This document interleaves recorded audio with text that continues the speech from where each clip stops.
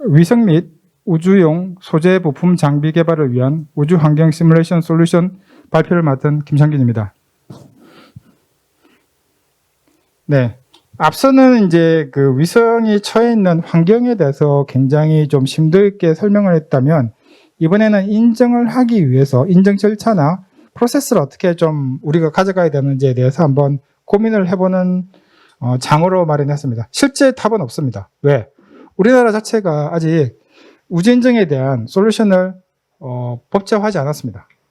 그렇기 때문에 이제 국내는 이제 현재 우주급 부품에 대한 인정 제도가 없습니다.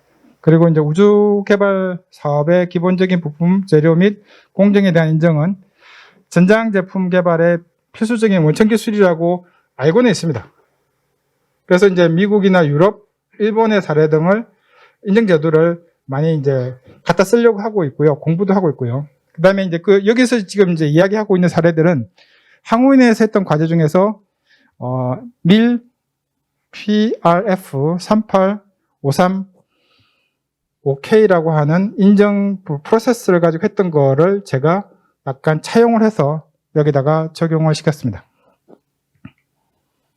그 다음에 그 소재 인정하고요. 그 다음에 부품 인정하고, 그 다음에 장비하고 관련된 이런 프로세스들을 하나씩 한번 따라가 볼 겁니다. 그래서 일단 소재 인정 쪽은 현재 그 우주용 자재의 특성 및 성분은 원자산소, 복사 및 진공과 열주기 등과 같은 우주 환경의 복합적인 영향으로 인하여 매우 빠르게 성능 저하가 발생한다. 즉 빨리 망가진다. 수명이 얼마 안 된다는 의미입니다. 그렇다면 그 수명을 계산 안 하고 올리는 것 자체가 사실상 엄청난 리스크라고 볼 수 있습니다. 자, 이게 이제 아마 큰 키워드가 될 거고요. 그 다음에 우주 환경에서의 재료 특성 변화의 메커니즘을 이해해야 한다. 그 다음에 향후 새로운 우주용 재료의 적용을 위해서 선진 우주기관인 나사, 에사, 작사 같은 이런 그 기관 등에서 운영했던 프로그램이라든지 이런 것들을 좀 연구를 많이 해야겠다라고 이제 여기 항우인에서 밝히고 있습니다. 여기에서 이제 부품 인정 시험을 했던 이제 사례를 여기 잠깐 가지고 놨는데요. 지금 보면 이제 스크리닝 시험이 있고 기계적 시험이 있고 열충격 시험이 있는데, 이게 저희가 NCS 도구에서 가지고 있는 도구에 다 있어요. 그렇다면 활용할 수 있겠다라는 생각이 들었습니다.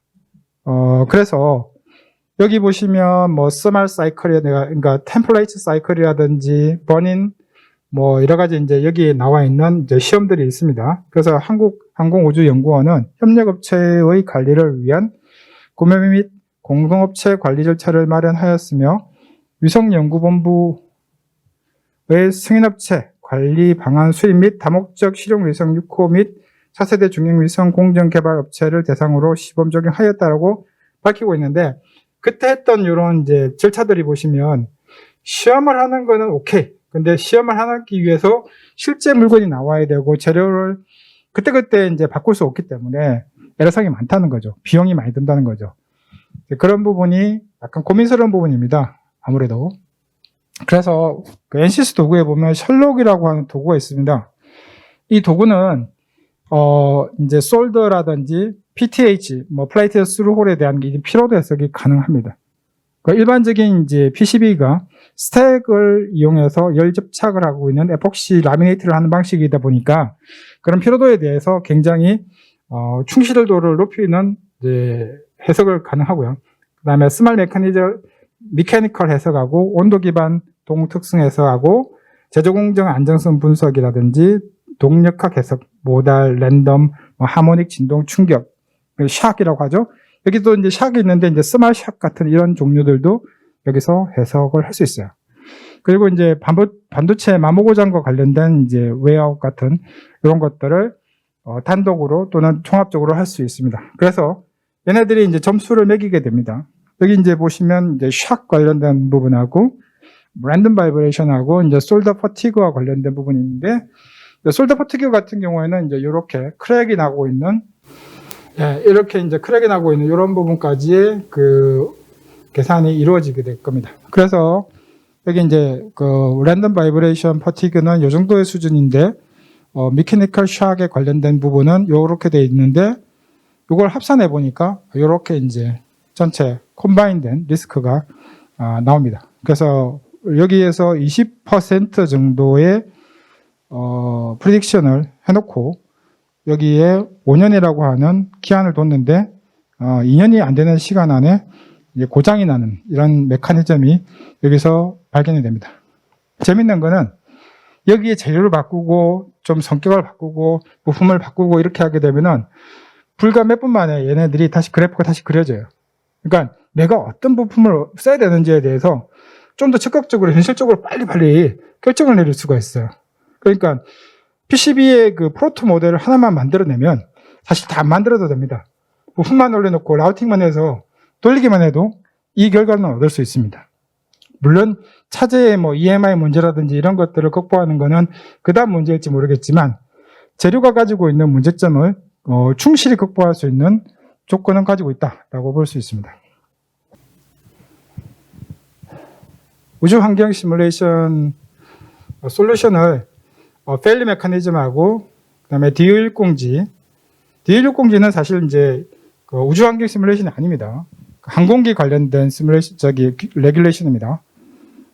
거기를 빗대서 좀 설명을 드리려고 준비를 했고요. 가상 설계 검정 도입과 가상 설계 검정에 필요한 IC 환경 시험하고 EMC 환경 시험에 관련된 조건을 좀 예시로 들었습니다. 그 다음에 이제 새틀라이트 PCB에 대한 reliability 부분을 이제 마지막으로 준비를 했습니다. 우선 이제 여기 자료는 미 공군에서 나온 자료고 이 자료의 55%에 해당하는 부분이 주로 온도, 열과 관련된 부분이 차지를 하고 있습니다. 그 다음에 이제 진동, 바이브레이션, 그 다음에 휴미디티, 나머지 이제 other라고 된 부분은 이제 더스트입니다. 그래서 이제 정밀 촬영을 해서 엑스레이 촬영해 보시면 이런 식으로 크랙이 가서 깨졌다든지 이런 부분들을 충분히 이제 관찰이 됩니다. 이렇게 되면 결과적으로 안 될 게 뻔히 보입니다. 그러면 왜 그랬냐라고 해서 다시 뒤로 돌아가 봅니다. 아까 처음에 이제 아문센이 남극을 탐험했을 때 전 대원들이 동사에서 돌아와가지고 한 달 동안 푹 쉬면서 이런 고민을 했다고 말씀을 드렸지 않습니까? 그런 부분하고 좀 연관을 지어야 된다고 생각합니다. 아무것도 없는데 경험할 수는 없거든요. 그래서 한 번에 어떤 시도는 있어야 된다고 봅니다. 하지만 이제 이런 시도가 반복되는 순간 그때부터는 문제가 생기는 것이죠. 그래서 그 시도가 좀 더 효율적인 가치를 가지기 위해서는 결과적으로는 시뮬레이션이라고 하는 탁월한 도구를 사용하는 것들을 권장하지 않을 수 없습니다. 그래서 여기 보시면 그 ESA 또는 뭐 나사, 짝사 같은 이런 데이터, 그러니까 그 선진 그 위성을 했던 나라들의 그 데이터들을 참조를 하고요. 그다음에 업체들이 가지고 있던 뭐 부품 시험이라든지 이런 것들이 이미 이렇게 몇 가지 그 샘플들이 나와 있죠. 그래서 여기에 관련된 상호 유사 시험이라든지 실제 디텍할 수 있는 조건이 맞아진다면 그 NCS의 시뮬레이션 도구를 충분히 활용할 수 있다라고 저는 이제 판단을 하고 있고요. 요거는 이제 그런 예를 들기 위해서 이제 항공기를 이제 그 대리 모델로 제가 모시고 왔습니다. DO160G하고 관련된 소스를 보시면 섹션이 이렇게 쭉 있는데 뭐 솔트 스프레이라든지 곰팡이 시험이라든지 샌드 더스트라든지 전부 다 여기 그 환경 시험하고 관련된 부분이 많습니다. 바이브레이션이라든지 오른쪽에 보시면 이제 magnetic effect, power input, voltage spark, 그 다음에 이쪽으로 보시면 emission of radio frequency energy, writing, induce the transition susceptibility, 그 다음에 lightning direct effects 이런 식으로 해가지고 전자기 현상과 관련된 이런 부분들이 있는데 이런 부분들은 현재 시뮬레이션으로 다 가능한 부분입니다.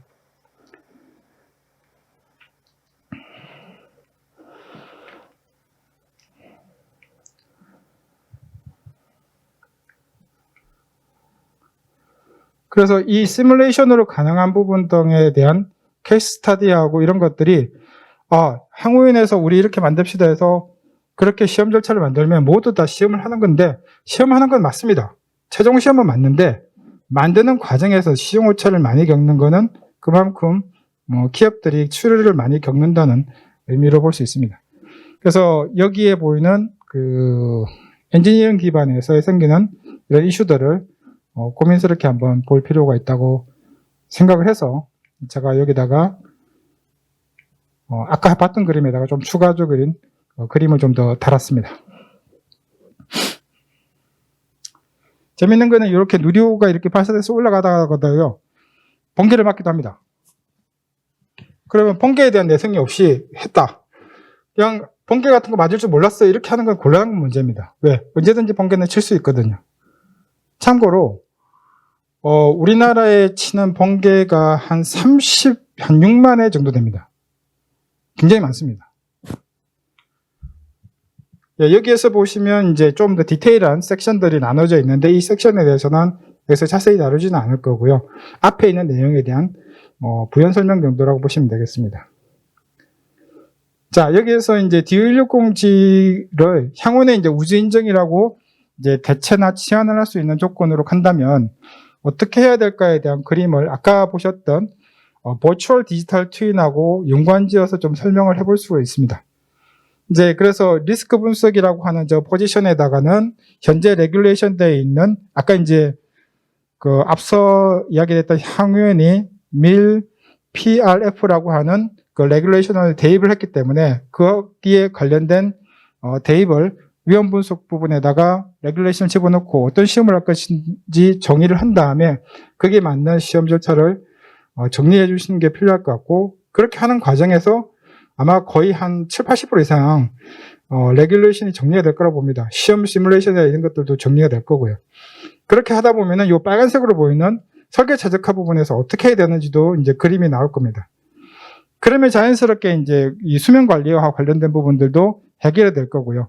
나머지는 이제 부차적으로 좀 더 포커싱이 좀 덜 되겠지만 녹색, 빨간색, 파란색이 좀 더 포커싱해서 볼 수 있는 부분이라고 볼 수 있겠습니다. 아까 뭐 스페어스나 이런 종류들이 여기에서는 이제 공정 제어라고 해놨지만 걔네들을 갖다 날렸을 때 어느 정도 어떤 문제가 생기는지를 보기 위한 프로세서들도 제어 부분, 프로세스 부분에 들어갈 수 있다고 볼 수 있습니다. 그래서 뭐 같은 말이 계속 반복되지만 여기에 보이시는 녹색에서 그 부품이나 소재가 가지고 있는 재료에 대한 평가가 굉장히 많이 필요하고 그 도구를 이제 엔시스에는 이제 그란타라고 하는 이제 그 머티리얼 프로퍼티를 제공하는 도구가 있죠. 근데 이제 이게 뭐 아주 국내에는 이렇게 그 위성 관련된 소재들이 제공되기가 좀 어려운 걸로 알고 있습니다. 왜냐하면 재료나 소재에 대한 프로퍼티를 확보하는 게 정말 어렵습니다. 돈도 많이 들고. 그리고 어떤 걸 해야 될지 잘 모르거든요. 왜냐하면 재료를 믹싱해가지고 만들어서 그걸 시험하고 하는 그런 과정에서 버려지는 거, 데이터화 시키는 과정이 굉장히 그렇게 넉넉하지가 않거든요. 그래서 그런 것들이 만들어진 후에 우리는 그냥 갖다 쓰면 됐지만 커머셜에는 그렇게 갖다 쓰면 됐지만 이 부분에서는 좀 비어있는 공백이라고 볼 수 있습니다. 이거는 그냥 이런 그 도구들을 좀 설명하는 그림이었고요. 아까도 보셨던 내용이지만 이런 것들을 평가하는 과정에서 이런 디지털화하는 과정이 좀 필요합니다.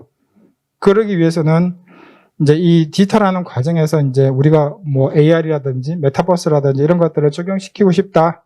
그럴 수도 있죠. 그래서 그런 것들을 적용시키기 위한 이런 프로세스들도 이제 NCS 도구 안에 일부 있습니다. 그래서 이제 그런 것들이 적용이 가능하다라는 것을 보여드리기 위한 부분이고요. 핵심은 이겁니다. 현재 NCS 도구뿐만 아니라 이제 전자파 규제를 하고 있는 IC 61000의 EMC 규격 시험에 보시면 IC 61000의 4.2에 보시면 정전기 방전 내성 시험이 있습니다. 그 다음에 4.3에 보시면 RF 전자기 내성 시험이 있고 이렇게 각각 그 내성 시험을 할 수 있는 것들이 모두 셋업이 되어 있는데 이 셋업되어 있는 것들을 전부 다 NCS 도구를 할 수 있도록 다 프로세서화 되어 있습니다. 그렇다면 이제 아직 열려 있지 않는 이런 프로세서들을 이제 만들어내는 것이 관건일 수 있을 거라고 봅니다. 그 다음에 이제 이런 것들을 만족하기 위해서 필요한 것들이 뭐냐면 어떤 프로덕트를 사용해야 되느냐. 아무래도 이제 PCB 도구 형태로 사용할 것 같으면 아무래도 HFSS라든지 SI 웨이브라든지 아이스펙과 튠빌드 같은 이런 세트들은 기본적으로 필요할 거고요. 그 다음에 이제 엔지니어링 파트에서 미케니컬, 플루언트, 다이나, 엔코드, 스페이스 크랭 같은 이런 종류나 아이스펙 같은 종류, 또 셜록 같은 종류 등이 들어와야 걔네들의 수명, 피로도 같은 것들을 충분히 예측, 설계할 수 있다고 볼 수 있습니다. 그 나머지들은 앞서 보셨던 스페어스라든지 메디니 같은 이런 것들이 정량적으로 관리할 수 있도록 이렇게 도와줄 수 있을 거라고 봅니다. 자, 전자기 솔루션에 대한 이야기하고 좀 소재랑 약간 좀 겹치는 부분이 있어서 예전에 이제 나왔던 자료 중에서 SI 웨이브나 PCB에 대한 신뢰도를 높이기 위한 방안 등이 포함되어 있는 내용입니다. 그 다음에 고속통신 및 고속구동품에 대한 신호 전원 신뢰도 확보를 위한 기술을 아까 소개를 해드렸는데, 이런 리스크 관리 절차가 역시 마찬가지로 이 소재나 부품이 여기에서 그대로 해당돼서 시험을 받아야 되기 때문에 이 부분 역시도 하나하나 고르지 않고 그대로 적용이 돼야 된다고 볼 수 있습니다. 특히나 지금 이제 예전하고 좀 달라진 게 뭐냐면, 옛날에는 통신 속도가 느리다든지 그 다음에 신뢰도를 확보하기 위해서 프로세서들이 다 느린 제품을 사용했어요. 그런데 그러다 보니까 이제 문제가 생기기 시작하는 거죠. 너무 처리가 느리니까. 예를 들면 지금 다 ADAS 기반의 차량을 조금씩은 다 타보셨거나 경험이 있으실 겁니다. ADAS에 들어가 있는 프로세서 보시면 카메라가 있는데, 카메라가 찍어서 데이터화 시키는 게 얼마나 될까요? 엄청납니다. 초당 얼마씩 나올 겁니다. 근데 이걸 갖다가 처리를 해주려면은 미피라고 하는 프로토콜로 굉장히 빠른 전송을 하게 되고요.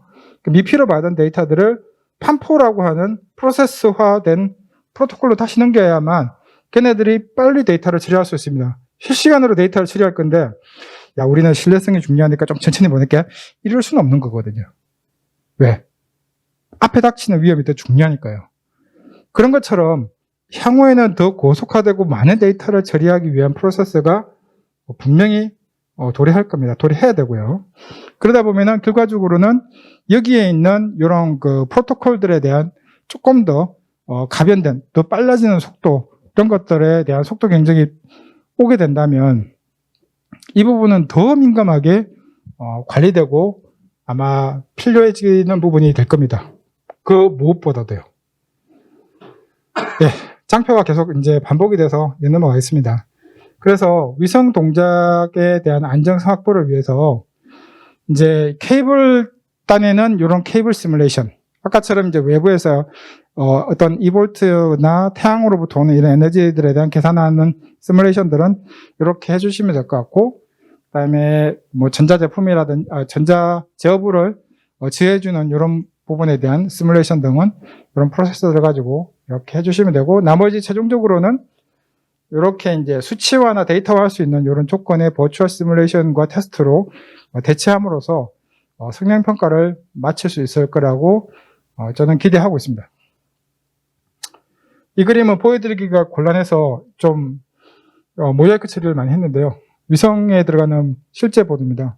근데 이 보드를 시뮬레이션해 보면은 문제가 있습니다. 그런데 이 문제를 해결하는 과정에서 저는 문제가 있다고 보는데 해결하기 어려운 부분이 있습니다. 미리 다 만들어 놓고 거기다가 부품 몇 개만 붙여서 해결하려고 하는 경우가 있거든요. 이렇게 해서는 해결이 안 됩니다. 왜냐? 설계 단계부터 잘못되어 있는 부분을 해결을 해줘야 되는데 그거는 제껴놓고 나중에 부품 몇 개로 떼어서 하는 이런 방식으로는 더 이상 진전이 없다는 것이죠. 그래서 안타까워서 한번 올려봤습니다. 그래서 여기에 아마 이제 NCS 도구를 보신 분들은 이런 그림들을 많이 봤을 텐데요. 이제는 이런 것들이 이제 대중화돼 가고 있습니다. 하지만 접근을 하는 쪽에서는 이런 것들을 야 이렇게 좀 해서 가져와봐 이러면은 그게 뭔데요? 이렇게 하는 아직도 그렇습니다. 왜? 시뮬레이션 안 하니까. 그래서 여러분들이 PCB 아톡을 해서 여기다 올려만 놓으면 얘가 계산해서 다 해주는데 그걸 안 하고 있다는 것이죠. 좀 안타깝습니다. 그래서 이런 것들이 계속 리유즈 될 수 있고 재사용될 수 있기 때문에 내가 만들면 여기도 보면은 내가 성능 평가를 바로바로 이렇게 받아낼 수 있기 때문에 그 무엇보다도 중요한 작업 이슈가 될 거라고 봅니다. 그 외에 이제 그 PCB 입장에서 보면은 뭐 DCIR에 의해서 줄 히팅에 의해서 열이 난다든지 그것 때문에 이제 수명이 발생할 수 있는 MTTF 같은 이런 수명 주기를 failure 계산할 수 있다든지 그다음에 열에 의해서 생기는 열 대류라든지 그에 따른 이제 뭐 변형이라든지 피로도라든지 수명 주기 등을 이렇게 해석할 수 있는 이런 프로세서들이 멀티 피직스 형태로 쭉 한 번에 할 수 있습니다.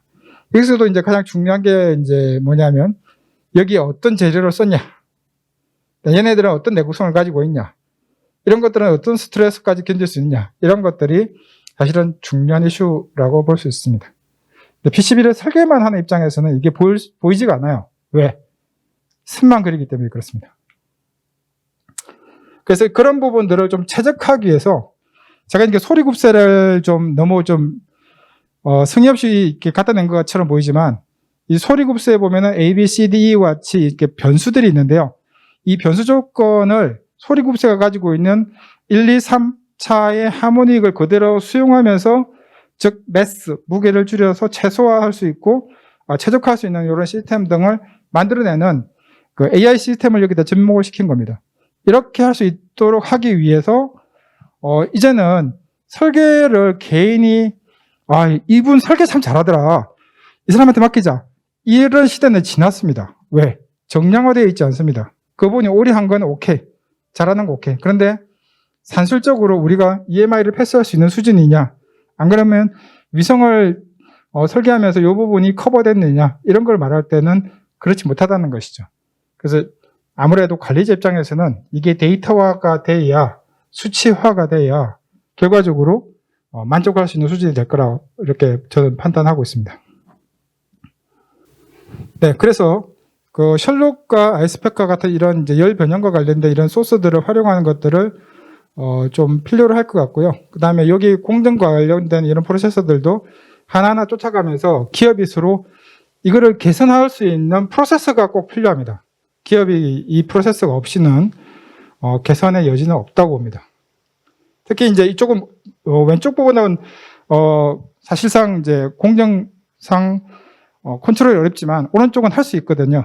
그래서 이제 회로단부터 뭐 PCB 설계단이나 이런 부분에 포커싱을 좀 더 두고 전체적인 공정에서 문제가 안 생기도록 하는 과정이 필요합니다. 그렇게 함으로써 이렇게 횟수를 줄여서 전체적인 패스를 볼 수 있는 이런 방향으로 전자장 시뮬레이션을 위성에 접목시켰으면 하고 제가 준비를 했습니다.